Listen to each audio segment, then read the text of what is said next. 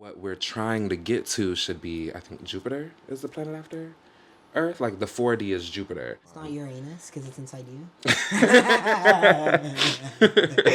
Which, well, should be.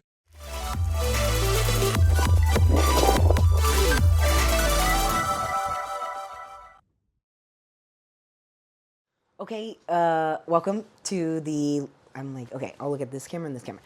Welcome to the Life on Mars podcast. You're my first guest ever on my podcast. Yay! I was literally just talking about this off camera, so it's basically the same thing. But what this podcast really means to me is trying to do something with online communities that feels beneficial and like restorative and generative. Oh, your necklace. Got it. Because I feel so much of what we see online is not nuanced. The algorithms we can't even talk about anything real anymore without getting shadow banned. And I just feel like there aren't enough authentic, true stories. I just want to interview people that inspire me, and you inspire me. And fashion is obviously like one of the biggest things in my life, and we have come together a lot in the fashion world. Your art is hugely inspirational to me. So who are you? I'm Foxxi Kionana Pantera Erotica. That's the pageant name. Yeah. But I'm Foxxi. Yay. 007 if you bring in the ballroom. Hey, there you go. And yeah, I think this podcast, Life on Mars, for me, is a place for us to just have like a real conversation where it's like almost like I think so many queer and trans people right now feel really scared and they feel really alone. And there's not a lot of people that have queer and trans community like we do. And there's not a lot of people in general that have any community, like regardless queer or trans. I think a lot of people are really lonely right now. And I want people to feel deeply connected and like there's hope and there's joy and there's a way through it. And I also really want to document the lives of people in the next 4 years and what are we going to do and how are we going to overcome. So thanks for being willing to be like vulnerable and intimate. This is a very like kind of intimate, exciting Thank you thing. for having me. Yeah. I'm so happy to be here. Yeah. Because, like, it's so important, like, what you said about, like, documenting, like, our lives. Because, and Drag Race plug, we write the books. Like, we write the history books. So we need to document and keep track of our own history. So I'm so happy that you have me being a part of this. Yeah, done by us for us too is so big for me. And today we're going to talk about fashion in so many different ways. I have talked to you about it so many times before. I think you're on the cutting edge of fashion. It's like crazy. You're literally what people are doing in 3 years, maybe even 5 years. You've done yesterday. Like I Thank you. really think that so much of your work people should be looking to figure out how we can make entire worlds, how we can really take fashion to this level of art, and how trans people are at the forefront of fashion and art. So we're going to be talking about all of that. We're going to talk about the future of fashion, and we're going to be talking about some really like weird, deep that I hope that the audience is excited about. I know they will be. I think it's very important for people to hear things like this right now because we get so inundated with just like the insane headlines, like the nonsense posts like this. There's so much chaotic shit that's happening in the like real world realm that we really have to dig and go up and like think about things on a level past what we can see right now so that we can build that reality. And I think your fashion and your art really does that. Thank you. I appreciate that. Because I agree. I feel like it's very important for us to just talk. And no matter how esoteric it gets, at least we're talking and we're getting it out. OMG, hi. Thanks for watching this far. We are going to do an ad break now. Isn't that so professional? An ad break moment.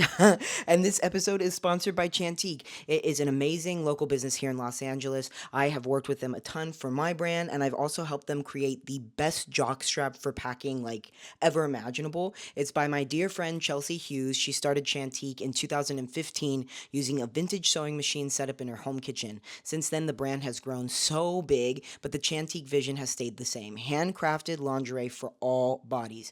Chelsea believes that lingerie shouldn't conform to popular beauty standards, so she's created her designs in all categories, including the gender fluid sizes, which include more room for more body types. Chantique strives to expand the concept of inclusivity in lingerie, all while maintaining the careful, handcrafted quality that began in Chelsea's kitchen. So check them out. You can shop online, you can shop in person, and get all kinds of beautiful things. Thank you so much, Chelsea and Chantique. Okay, we're gonna resume the episode now. So, Foxy, we've known it's been like 2 years, I think, Yeah. since we met. Yeah, we met at For Real Land, right? Yes. Yes, We yeah. met at For Real Land. I don't remember which one, but it was still in the backyard. Yeah. Oh, I remember that. And excuse me, we're filming. but we met at For Real Land in the backyard. I was. I don't remember who spoke to who first though. Were you performing? I think you performed. I remember because that's I was starting to go to Freeland and I was like, oh, these are such cool like queer community. And then you performed. Oh, you're Yeah, like this. Especially on camera, you got to be protected. Because it can go through the screen. I think it can. I really do think it can. think so, too. That's why I wear it every video. Even when I'm shirtless in a video, it's like visible. Yeah, as it should be. But no, and then I found out that you did fashion, like clothes, and I was really looking for other queer people, trans people specifically in LA that did like clothing. I didn't know anybody else that was making clothing, and also I was feeling so like I was just making T-shirts, and you have such a beautiful array of like real. I feel like real design. Like you're doing like silhouette and pattern and like drafting and all this cool stuff. And so then we kind of connected there, and then we did our runway show together. Yeah. Well, how many? We've done two. We've done 2 runways together. We've done 2 runways together, but you've walked in 2 of my runways. 2 of yours. 2 of mine. Yeah. You've done 2 of my runways, and then we hosted an entire runway show together. Yeah. With how many we did? It was me, you, Tomie, Nez, Osmosis, and Faye. So 6. 6 designers at Green Queen. At Green Queen. And that was how many runways had you done before that? I had only did 2 before that, and it was the one with my school and then one at Flux. Oh yeah, the Trans Joy one. Yeah. Yeah. So you have been doing fashion for how long? How long have you been making clothes? I've been making clothes. I got my first sewing machine in the 6th grade. Aww. So I've been making clothes for my mom since the 6th grade. But I feel like I've been like, I kind of say all my life because I've been like hot gluing and like You're a hot glue girl. yes, like I remember like there was this like thing that I did in middle school because I was bored. It was like the coldest winter ever in Vegas, and So 90 degrees. No. a good 72. But it was like 30 something degrees like every morning, and I was like, I hate it here. I hate these gloves. These gloves are ugly. And I just like cut up a pair of jeans and like hot glued it to the like thing of my gloves and had like a cunty little wrist Did flare. everybody at school love it? Yes. I was like, wait, y'all like this? This just some old jeans. And it was just like, it was a bunch of hot glue. And then my mom, she was like, no, you need to sew it on. She was like, you look trashy. Yes. I literally had to like teach myself how to sew like through the hot glue. It was camp and I stabbed myself so many times. Like on your wrist? Yes. I was like holding it, but it was like thick. It was like thick layers of just denim and hot glue. And I was like, no, oh my gosh. And I was just doing it. But it was worth it because it was fab. Yeah. And that was your first creation? Yeah. That was like my first thing that wasn't just like painting on a shirt. Yeah. And then from there, the rest is history. And then you've been sewing since you were 6, but you went to fashion school until... I've been sewing since I was... 6th grade. 6th grade, Yes, 6th not grade. 6th. So since I was in 6th grade. And then I went to fashion school in high school. Oh. My high school had like, it was like a magnet school, and they had like majors and programs. So I was in the fashion program, and then That's dope. My high school had that. it was like kind of it was like the only one in my. It was the only high school that had like fashion as like a main subject. That's so dope. Come on, Everywhere Vegas. else, right? They kind of toured. And then they were like, oh yeah, by the way, fashion design, you're going to go on the strip. I was like, no. What? I'm not going on the strip. I'm moving to LA and going to film. Oh, like that's where you'd go for college. Mm-hmm. Yeah. And so then I came here. I started going to FITM in 2020 online. And then I moved here in 2021. to go in person. Yeah. Wait, hold on. I want my drink. Okay. I hope I'm in the same spot though. Clock me if I'm not. Okay. I'm gonna try. I'm like, where's my? It's getting all this audio. Okay, here. I'm back. No, this is the realness. This is what RuPaul made that song about. Do you think I'm in the same spot? I think so. I think so. Yeah, I can look at myself there. Yeah. We can say that. But so then in 2021, and then you graduated in. I graduated in. Okay, I graduated. So the gag is, I had 3 graduations. So I graduated my first associate's degree in 2022. And then I graduated my advanced associates in 2023. And then my bachelor's in 2024. Yeah.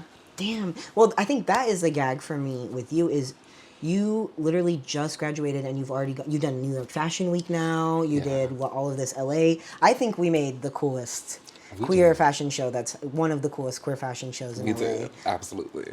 You've done so now you have music that you're releasing with your collection. Yes. That's crazy. What do you think is the core of fashion and why have you been so invested in fashion for so long? What drew you to it? For me, fashion has it's kind of been about the storytelling and the world building around it.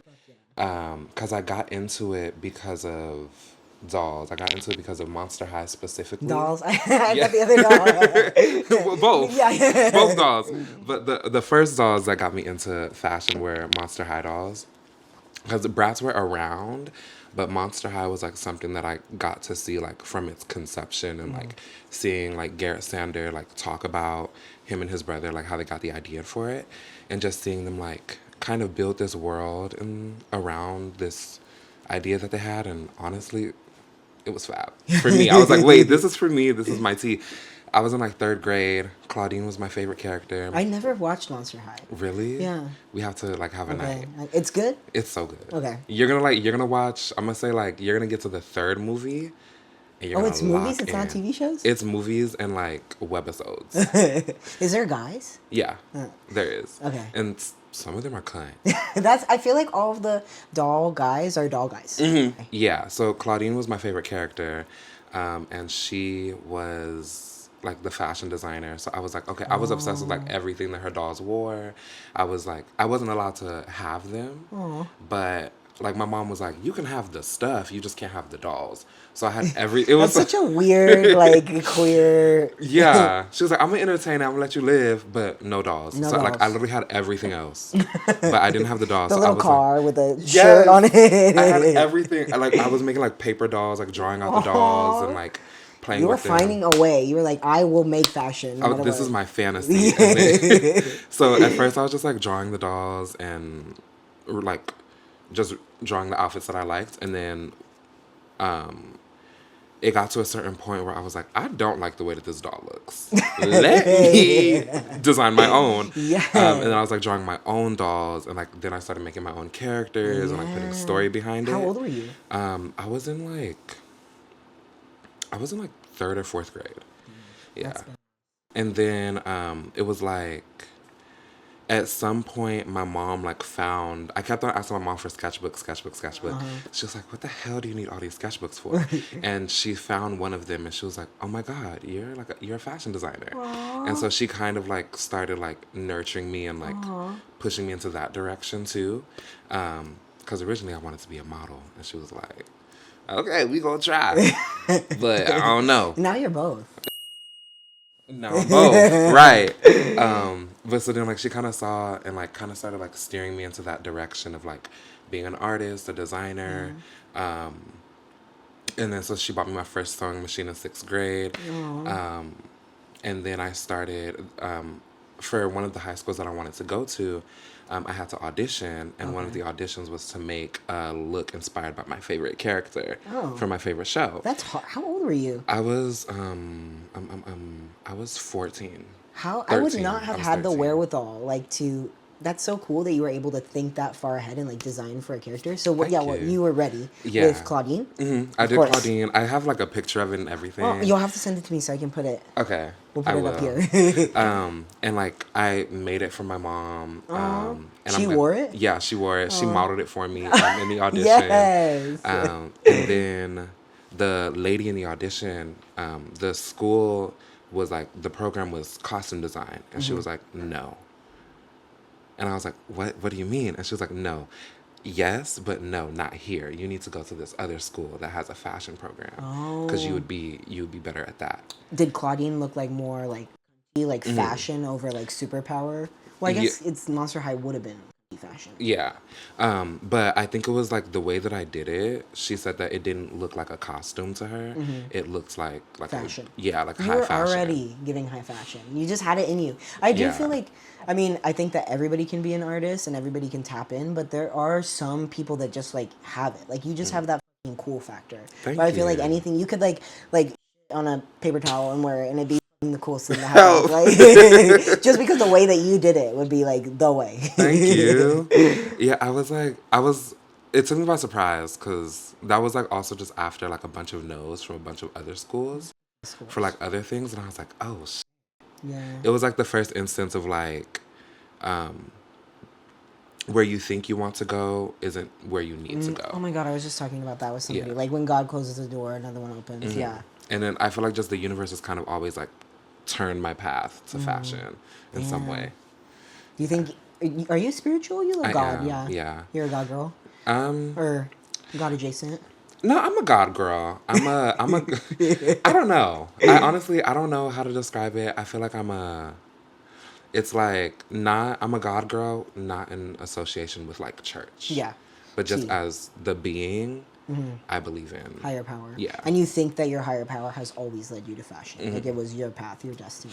Yeah. And the world building behind fashion, right? Because that's what you're getting into. Yes. It's not just the fashion for you, it's everything that you create. Because that's what I was getting at. Sorry. No, you're good. The storytelling and having to create a story for the reason behind the character design was so interesting for me. And then like being able to see it all in my head and like draw out the scenes that she would be in. I was like, this is what I want to do. I want to do fashion design, but I haven't.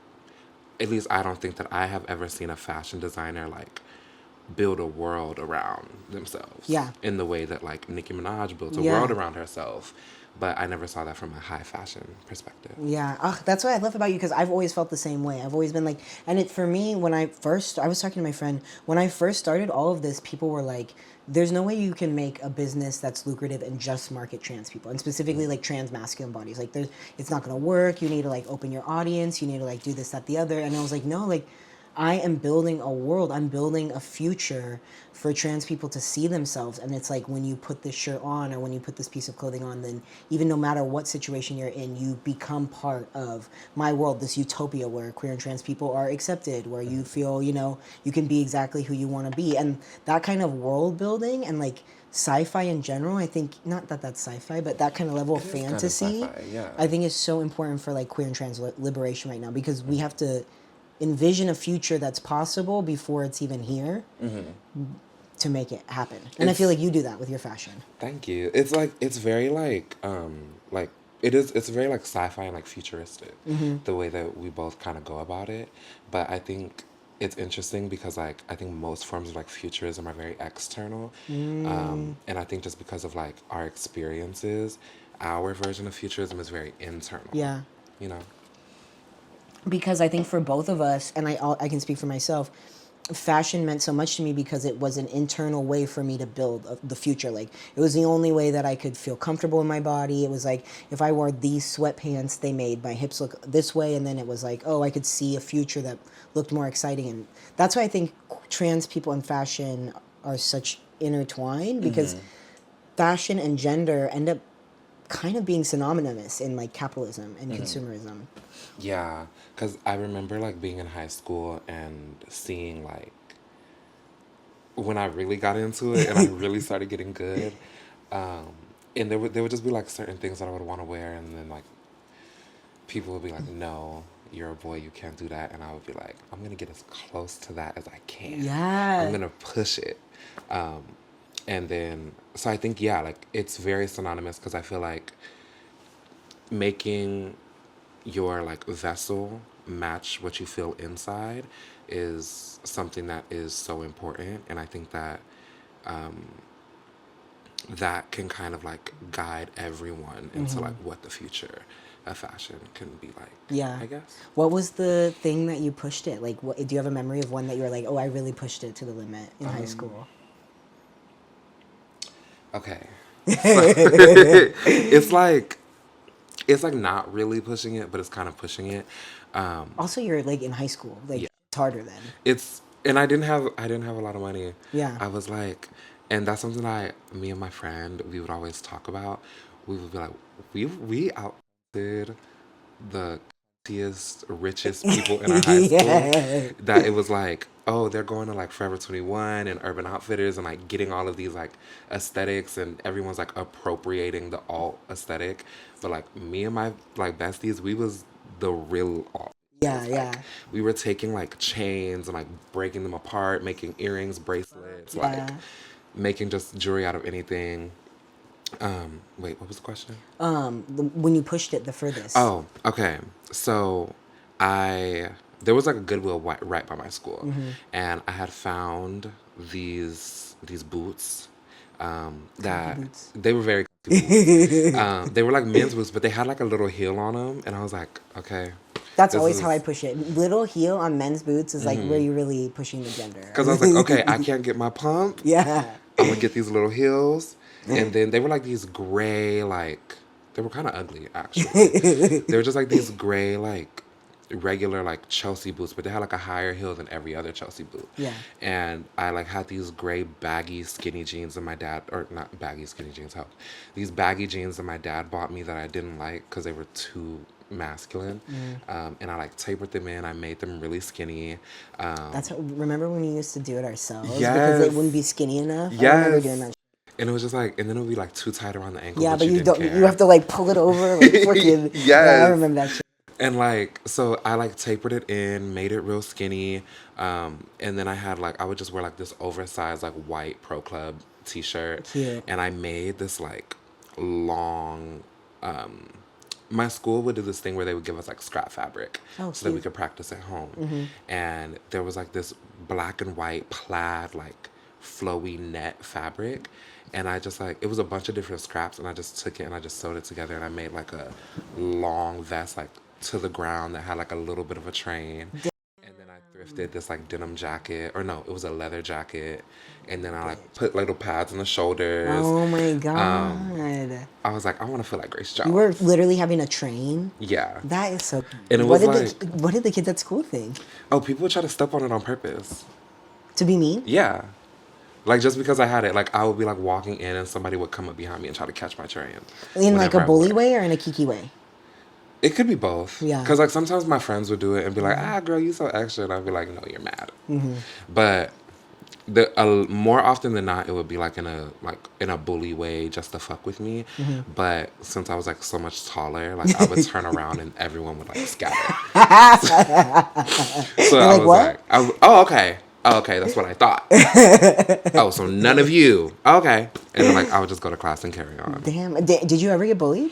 Oh yeah. Yeah, yeah. Yeah. When you're And I got bullied in middle school, which was interesting. Which I think I accidentally kind of manifested it, because I was like, I have like this thing about just like fantasies, and just like there's just certain tropes that is like, I wonder what's gonna happen. Like, I was at first I was living in a glass closet, so I was like, ugh, everybody gonna know my tea. I'm probably gonna get bullied. what is glass closet? Like I was in the closet, but it was see through. Okay, Yeah. okay. This one girl, she had a crush on me, and her brother found out because I was like, oh, I'm about to be a student body president my first year in middle Yeah. school. I feel like that's the queer thing to do to assimilate. It's like Yeah. get involved in student body for some reason. And then I had stopped. I was like, this is whack as yeah. actually I think no. this is- I don't need to be here. But so I like had like all my posters up around the school and stuff, and I guess like he found out that she had like a crush on me, and so him and his friends like started bullying me, but they would never do it to my face. it was funny because they would like do it when they were walking past me like after school while I was waiting for my ride. And then they would like, whenever I would say something back, they would act like they would like beat me up. And I was like, I don't care how big you is. You 16 in the 8th grade. And like, I was just like, I would just read them down and then they would walk away. Like, it made me extremely litigious too, because my mom was like, work the system. Because my mom was a teacher. So she was like, you need to go do this. You need to go talk to your dean, da da da da da. So I was like really close with like everyone like in my school and stuff. Damn. Or like all of the office people in my school. So now I'm just like, okay, mess with me. I'm gonna get you in trouble. I'm gonna get you expelled. Like, and not on like a tattletale type thing. It was just like I'm gonna get you back. In an empowered way. Yeah. Yeah, yeah. So then, like, I remember someone like cut a plug out of my hair, like in class. And I was like, No way. oh, okay, you did that? Oh, okay, watch this. And like, he was following me to the office. And I was like, he just cut a plug on my head. Da, da, da, da, da, da, da. And he was like, no, I didn't. I was just messing with them. Blah, blah, blah. I turned around. The principal said, baby, you're expelled. Or no, not expelled, suspended. Baby, you're suspended. And I was like, gag it. Don't fuck with me. Yeah. So it was like, I would get bullied, but I would always like fight back in a way. Because also there was a point where I would fight back and I was like, wait, I can't, I can't be fighting. I can't be a model with scars. Like, do you feel like because you were wearing like your fantasy, like your armor at school, it made you more empowered to be able to be like, fuck you guys? Yeah. Back the fuck off? It definitely did. Because it was just like I was just like so in my own world that if anyone tried to come in, I was like, army, like, where's my military? Activate. Yeah. And so it was just like, it was so easy for me to just like scratch back because of me being in my fantasy. I was talking to my friend Eli, that he was a gender doula earlier about this, and he does a lot of work every day of like his protection bubble and like his guides, but that feels very much like spiritual. Like your guides were like, no, we're here, we've got you protected. That's so cool. Something happened in the pandemic and like the e-commerce of it all, because I was a part of the big e-commerce boom, and the micro trends and everything in fashion. I feel like people are kind of confused of like what's next for fashion, because we've gone through so many trends. There's so many things that have come and gone that fast fashion is too fast. That's like a big thing that I'm working towards, is really slowing down. Like I want my brand to be slow fashion. Like this new shirt that's coming out soon.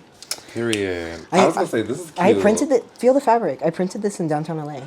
Wait, And is this Chantika like is gonna sew it for me, so I'll get it sewn in house in LA. But it's slow. Yeah, like each piece is gonna take like days and hours. But back to my point. What do you think is the future of fashion? I was thinking about this earlier today too. And I'm gonna be kind of like, No, be real. I'm That's gonna the be point. like obscure and esoteric. Good. Because it's just where my mind goes. Yes, I love it.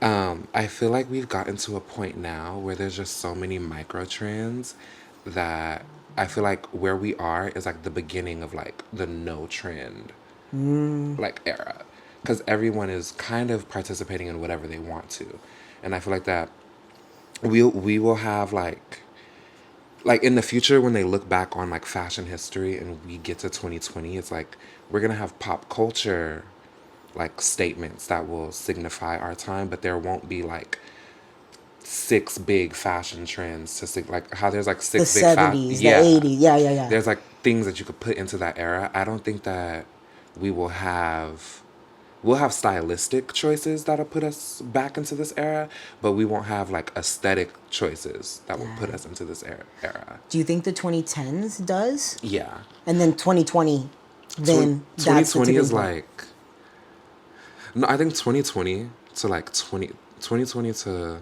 2023 kind of has its own thing. Like that's like the pandemic era. Yeah. Of like people trying to be like comfy, but still, Sweatpants, yeah. yeah. Like you have that whole thing, but then I think now from like last year to like beyond, I think it's going to become a thing where people are focusing more on like making their vessel match the way that they feel inside.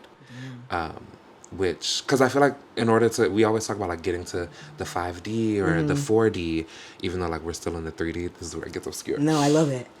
And I feel like to get to those like 4D and 5D places, a lot of people um, think that it's like about the world around us, but like it starts internally. Yeah. We can't make the world match the world around us unless we start making ourselves internally match like the way that our soul and our spirit feels, you know? Yeah. Wait, so 3D, 4D, 5D, I think I kind of understand, but what exactly concept is It's that? like they're like the different like dimensions that we exist on.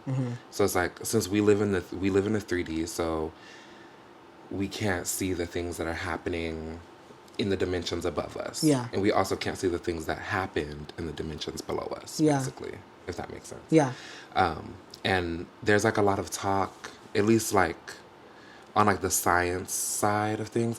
I also wanted to be a scientist before I figured out that I loved I fashion. can tell that science is in your fashion. Your A fashion little feels bit. science. Thank you. Yeah, thank you.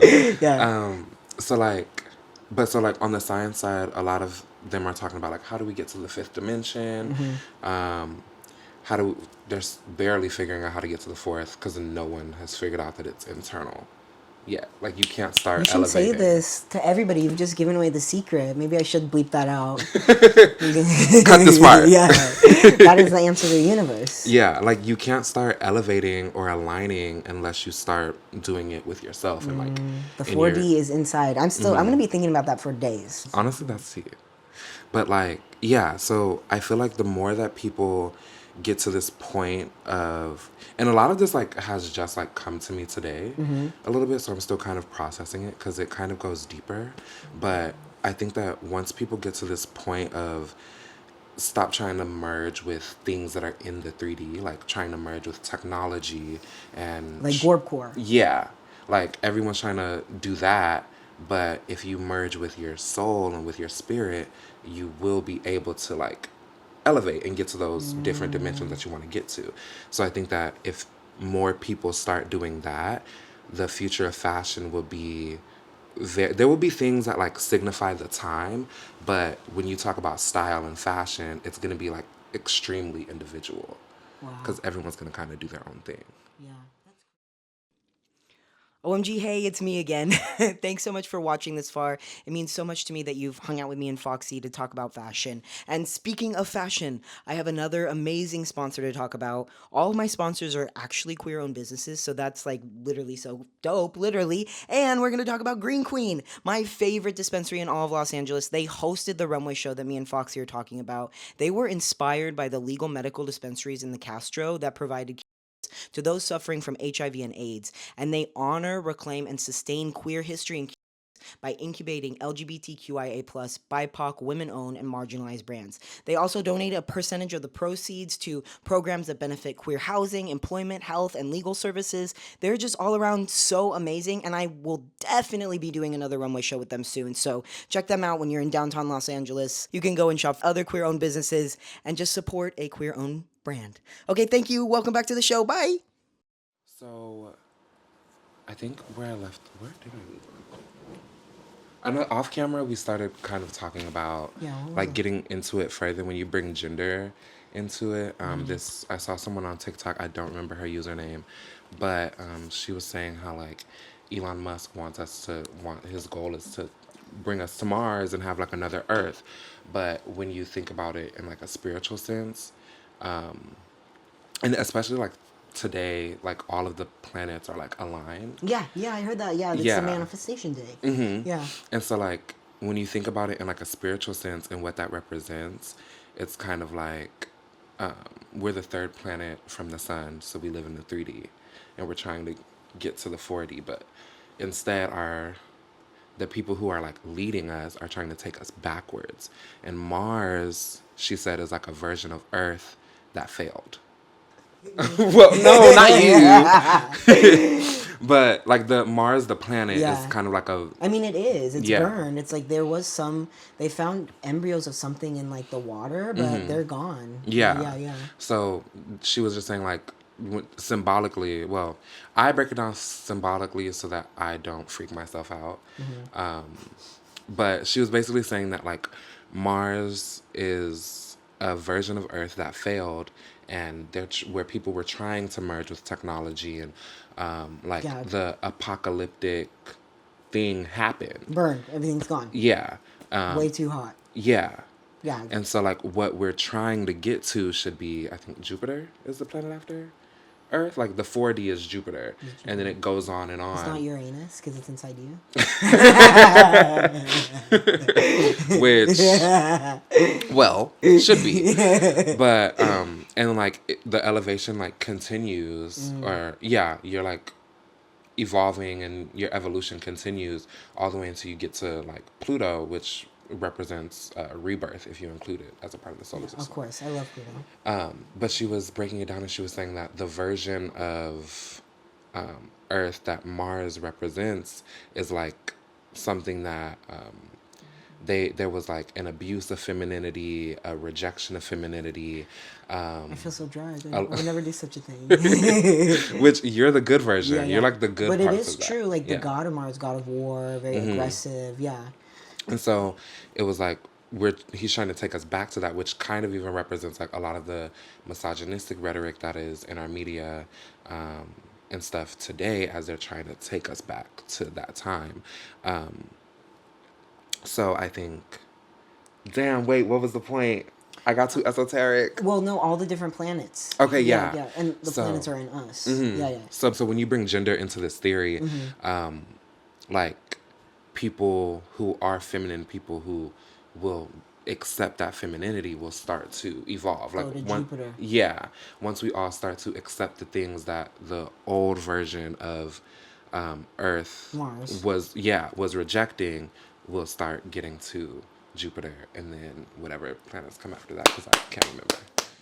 Because I mean, I see that from my own community for trans men and trans masculine people of like, we are the ones that can break to like a 4D level of masculinity. Like something that, or no, a 5D Yeah, level 5D. masculinity. And also I had chills when you were saying all of that because I feel like when I met you and Tomie and Nesmi and we did that fashion show together, I think literally Yubi told me this when we were planning the show. She was like, y'all are like a galaxy, but you're different planets. Like I feel like we definitely like have gone internal in this way where it's like Tomie's world is her world, but me and her world is like probably close, and then your world's right over there, and then Nesmi's right there, and it's like Nesmi's is totally the like light blue color. Yeah. What planet's the light? Neptune. Neptune. Yeah. Yeah. That's She's literally her Neptune down. colors. Yeah. Yeah. But I totally feel that is what we're doing with our fashion.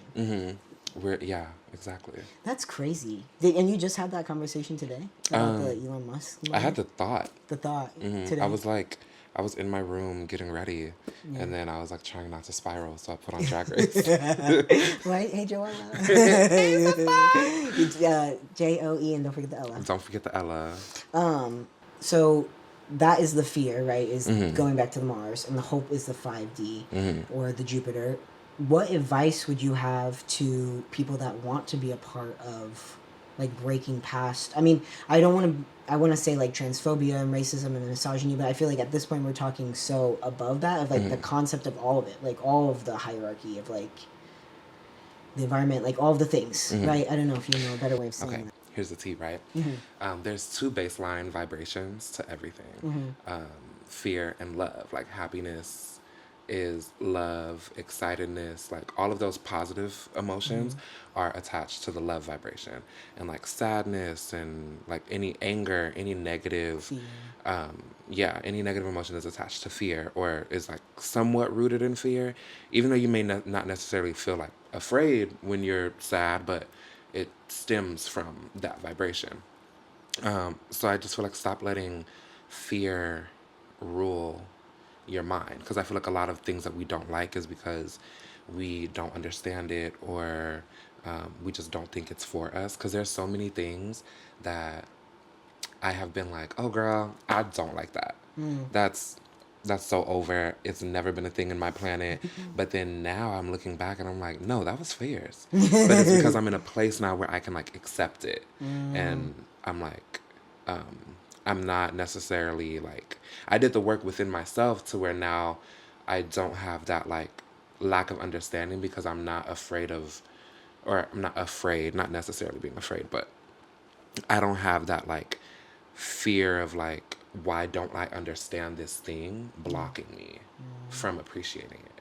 So I think that as long as people stop letting fear like root them and hold them down, and they like switch their vibration to like the love vibration, that will um, that'll be like the first start of getting past all of this. I like that you said fear root them down, because it doesn't mean that we're not gonna be afraid, right? Like I Yeah. feel like, especially as trans people right now, it's fucking scary. Yeah. You know, so how would you, deal with that kind of like the real like realistic fear of the world right now, and then because you're so confident and positive, but not in a way that's bypassing. How can I be like, how do I do it? I don't. I kind of like had this. It was just one day that I had this thought. There was like, so there was a time where, so first I came out like several times. As we all do. But like my first coming out is like two coming out at the same time. Because the first time I wasn't ready to come out, but I accidentally outed myself. Because I was talking to my homegirl in front of my mom about this boy that I thought I liked, which I didn't. And she was like, "What?" And I was like, "Oh, God, yeah, there's the news." But then in 2020, it was like, I think I remember the day, it was like May 16th or something like that. I was outed by on my father's side, his wife's mother outed me with like a bunch of lies, which like caused like this big drama for me. And then like in the moment, I just made this decision of like, I would rather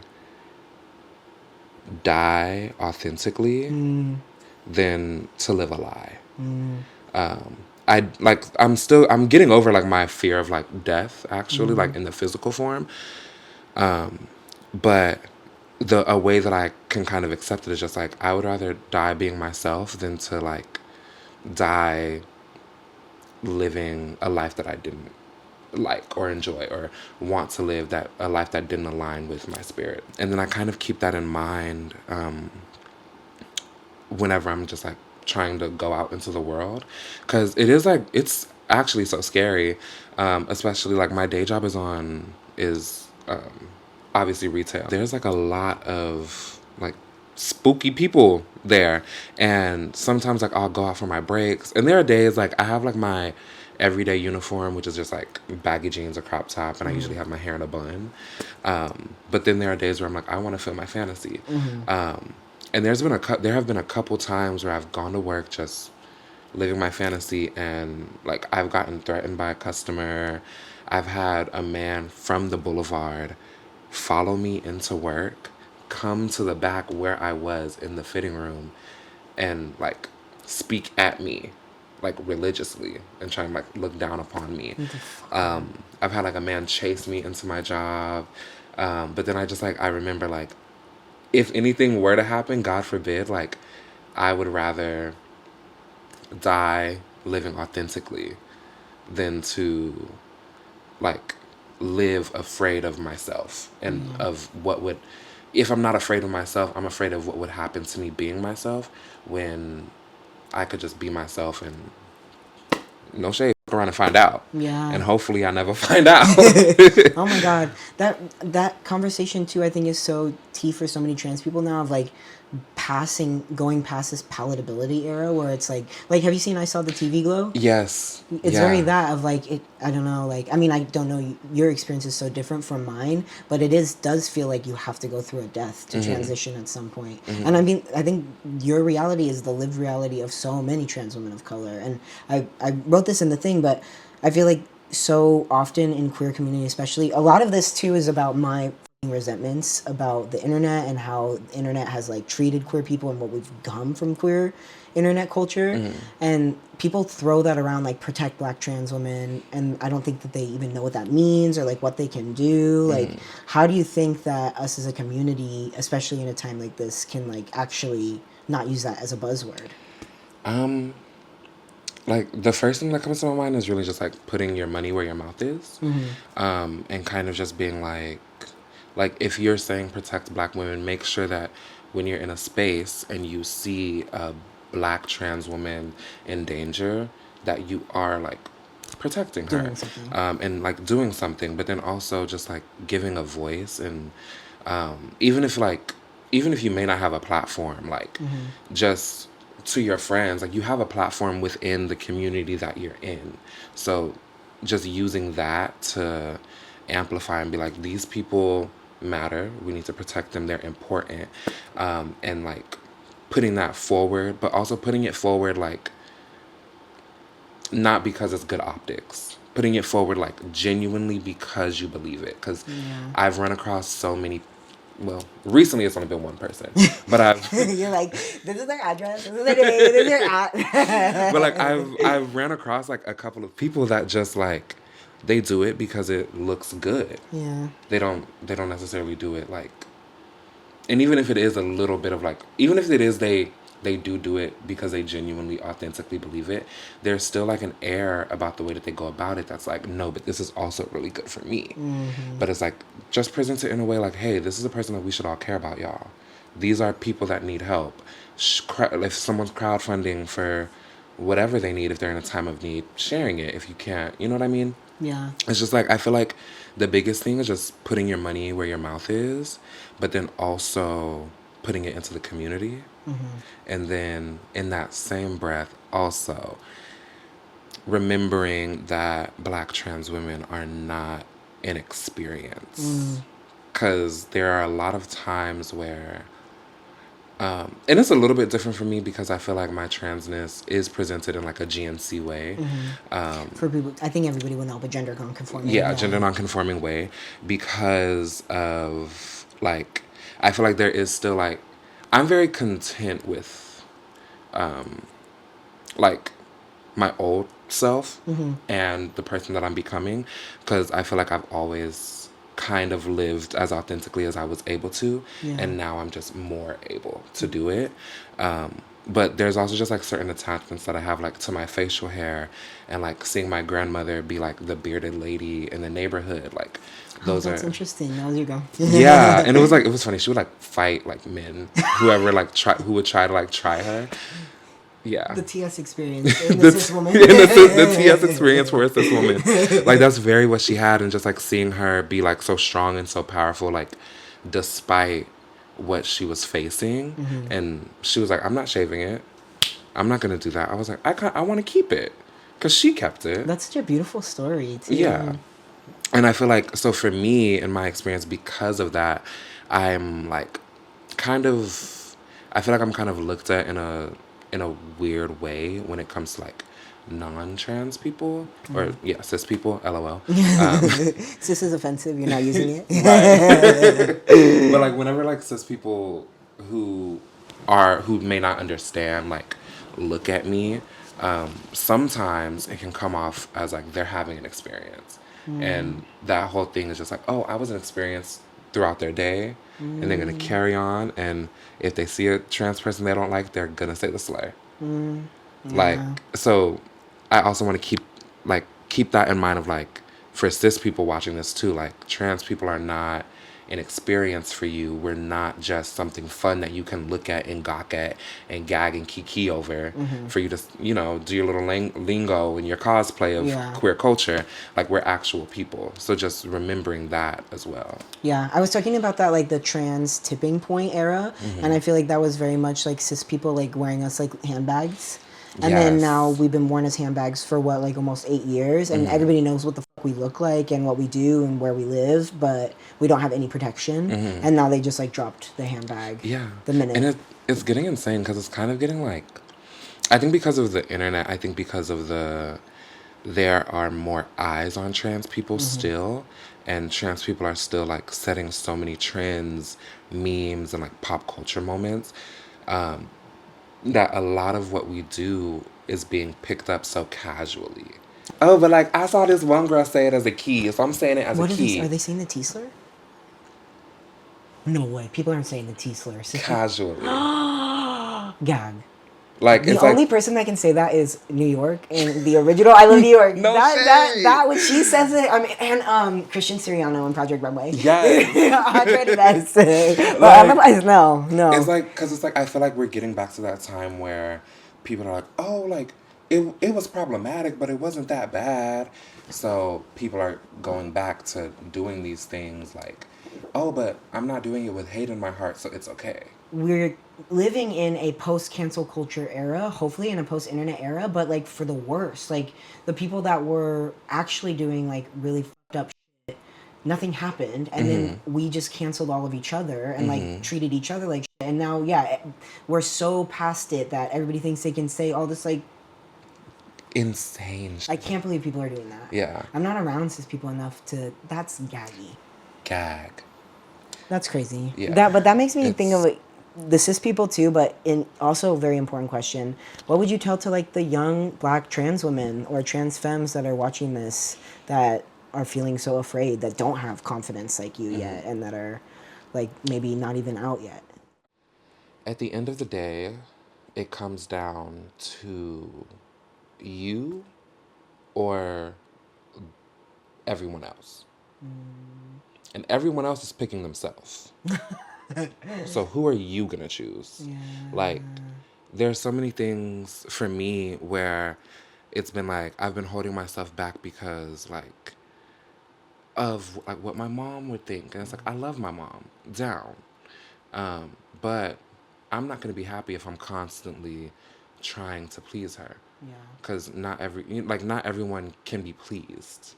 And like no one is gonna please everyone. Like it's at least for me, that's what my holding myself back was rooted in, was like oh, but my mom doesn't want me to do this, or oh my god, people are telling me this, like, but it's like, it's people are saying that, the people closest to you could even be saying that, but you are not the people closest to you. The people closest to you are not going to be there at the end. Yeah. We all have our own paths, and we're all gonna, hopefully not, like, I would love to, go out with my partner next to me or whatever, but at the end, like, however we go out, we're gonna go out by ourselves. Yeah. We're gonna get to wherever our final destination is alone. And we have to be satisfied with the lives that we lived and make sure that our spirit is satisfied. So make sure that your spirit is satisfied first. That's like the first step, is just like putting yourself first. And once you take that step, everything else is like so much easier. Like whether it's like me and my mom have always been cool. Like she's been my homegirl, and she still is. But it was like when I started wearing makeup, it was like I got really good at natural makeup, but I obviously wanted to do more. And it was like, no, but like, no, you're good doing this. You're fine doing this. It's okay. The crumbs. Like take the crumbs that you get and be happy. But like, no, I want pink eyeshadow. I will be satisfied if I walk out the house with pink eyeshadow on. So I'm going to do whatever I need to do to get the money for this pink eyeshadow. Well, safely. Do whatever I need to do safely to get this pink eyeshadow. And so, like, I kind of just, like, I started putting myself first of, like, you don't like it, but I want this. I want this for myself. That goes so hand in hand with what you were saying in the beginning with your fashion, where it's like building a fantasy world, like not accepting the crumbs, like really pushing the boundaries of what people think is possible is like the key to liberation. Yeah. Essentially, is what I'm hearing from you. Yeah, because there's also just a lot of things, like, you may get, like, an idea that's like, why not? Why can't I do that? There's no reason. If there's no reason why you shouldn't do that, if it's not harming anyone, if you're not gonna be harmed, like. And then you were even real as fuck about that, which I appreciate. Like at the end of the day, it's me. Like I'm going down with the ship. You know, like it's like I'd rather live for me than yeah. And I'd rather go out for a decision that I made than to go out knowing that like, I'd rather go out for a decision that I made than to go out making decisions for other people. It's like when girls leave Drag Race when they're like, no, like I wasn't gonna like change. When all the judges are like, be more like fish with your makeup or whatever. And they're like, Yes. no, I'm gonna go out like the way that I want. Yeah, no shade, because even that, you brought me here because I was myself. You're not gonna change me while I'm here. Yeah. Yeah. So RuPaul's Drag Race is the key to life. All the lessons we need. All of the lessons that we need is rooted in Are Drag the ones Race. that left. Or Willem. Well, where can we find you? And what are you going to be doing soon? You can find me on Instagram. That's where I post the most. Instagram, exo.foxy. But my TikTok is also exo.foxy. And plug the house. Yes, and the House of Erotica is House of Erotica on Instagram, but it's HAUS because we are queer. And that is everybody that I was mentioning earlier, all of Nesmi, Tomie, all of different planets in the fashion show. All of our planets came together to make the Erotica galaxy, or the Erotica solar system. Period. If you want to see my fashion designs, see anything from my brand, it's Killnana, KILLNANA .wave, WAV, on Instagram. I'm on Twitter. I'm trying to get off Twitter, so I'm not gonna say that. And my music, the album that connects to my debut collection, is coming out, I think, in April. 420. 420. So yeah, look out for that. That's gonna be on all streaming platforms as XO Foxy, but no dot. Cute. Yeah. Yay. Thank you. Okay,